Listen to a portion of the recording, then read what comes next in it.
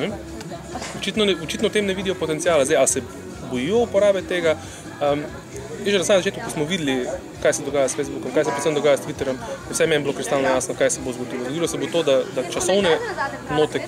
časovne prednosti, ki smo imeli, ne, ko smo bili prvi na terenu, da smo lahko vse en sporočili ob 7 zvečer, ne, da tega ni več. Ko se neka prometna nesreča zgodi, ko se nek dogodek zgodi, bodo ljudje dali to na Twitter. To se bo razširilo, postal bo virus in vsi bodo to vedeli.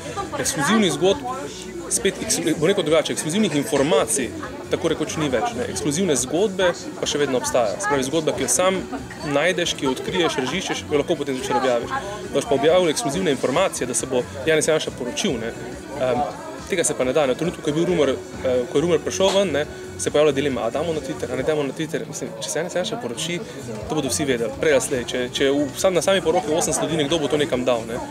In takrat se je bilo jasno videlo, da ne moreš takšne stvari držati zase kot neko ekskluzivno informacijo. Lahko pa narediš iz tega ekskluzivno zgodbo. Ne.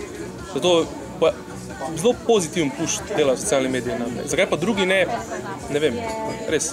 To je pač, ne verjamejo, da se da karkoli spremeniti, ne verjamejo, da jim to lahko koristi. Po mojem predvsem nevednost, ne. Oziroma, da se bojijo, da bi jim to lahko grozilo njihov položaj. Jaz res, kot sem rekel, ne vidim izrinjanja, jaz vidim komplementarnost. Eno se dopolnjuje z drugim in to je to.